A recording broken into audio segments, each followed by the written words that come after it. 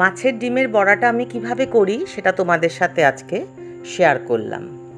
দেখো, খুব নরম আর মুচমুচে হবে। মাছের ডিমগুলোকে পরিষ্কার করে ধুয়ে নিয়েছি পেঁয়াজ কুচি, লঙ্কা কুচি, আদা রসুনের পেস্ট আর বেসন। মাছের ডিমের মধ্যে দিয়ে দিতে হবে একে একে পেঁয়াজ কুচি, লঙ্কা কুচি। আমাদের রেসিপিগুলো ভালো লাগলে লাইক করো, কমেন্ট করে জানিও কেমন লাগলো। আর এই ধরনের নানা রেসিপি পেতে আমাদের চ্যানেলটাকে সাবস্ক্রাইব করে আমাদের পাশে থেকো। আদা রসুনের পেস্ট আর বেসনটাকে আমি দিয়ে দিলাম মাছের ডিমের মধ্যে। তারপর সব একসাথে ভালো করে মিশিয়ে নেব। মাপগুলো সমস্ত লিখে দিলাম, ডেসক্রিপশানেও দেয়া থাকবে। এবার আমি সব কিছু হাতের সাহায্যে একসাথে মেখে নেব।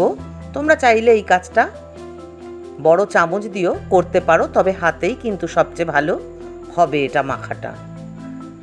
মাখা হয়ে গেলে আমি দিয়ে দিলাম সামান্য হলুদ, দিয়ে দিতে হবে পরিমাণ মতো নুন। যারা মিষ্টি খাও তারা একটু মিষ্টি দেবে, আমি একটু মিষ্টি দিলাম। যারা খাও না তারা স্কিপ করবে। দিয়ে আমি আবার ভালো করে মেখে নিচ্ছি। এইভাবে ধাপে ধাপে আমি একটার পর একটা জিনিস দিয়ে বারবার মেখে মাছের ডিমটাকে আমি তৈরি করে নেব। সব শেষে আমি দিয়ে দিলাম কিছুটা ময়দা।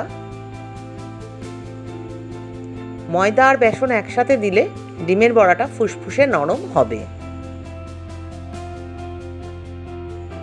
গরম কড়াইতে সর্ষের তেল দিয়ে আমি মাছের ডিমের বড়াগুলো ভেজে নেব। দেখো, তেল গরম হয়ে উঠেছে। এবার আমি চামচের সাহায্যে ডিমের যে মিশ্রণটা তৈরি করে রেখেছি সেটা দিয়ে পছন্দ মতো আকারে ডিমের বড়া আমি দেখো তৈরি করে নিচ্ছি। এক পাশ ভালো করে ভাজা হয়ে গেলে উল্টে দিয়ে অন্য পাশটাও ভালো করে ভেজে নিতে হবে। বড়া ভাজার সময় খেয়াল রাখতে হবে যেন দুটো পাশই ভালো করে ভাজা হয়। দেখো, আমি উল্টে দিয়ে ভালো করে ভেজে নিচ্ছি। এই বর্ষার সময়ই মাছের ডিমটা পাওয়া যায়, তাই দেরি না করে এইভাবে ডিমের বড়াটা করে কিন্তু খেয়ে ফেলতে হবে। দেখো, আমার বড়া প্রায় রেডি হয়ে গেছে। গরম ভাতের সাথে এই মাছের ডিমের বড়া কিন্তু অসাধারণ লাগে। খালি মুখে চায়ের সাথেও আমরা এটা খেয়ে থাকি। মাছের ডিমে রয়েছে প্রচুর উপকারিতা। এটা কিন্তু হার্ট ভালো রাখতে সাহায্য করে। চোখের জন্যও মাছের ডিম খাওয়া খুব ভালো। মাছের ডিম খেলে অ্যানিমিয়া থেকে মুক্তি পাওয়া যায়।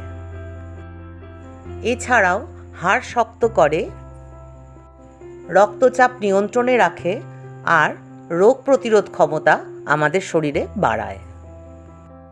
আমরা বাঙালিরা তো মাছ এবং মাছের ডিম খেতে খুবই ভালোবাসি।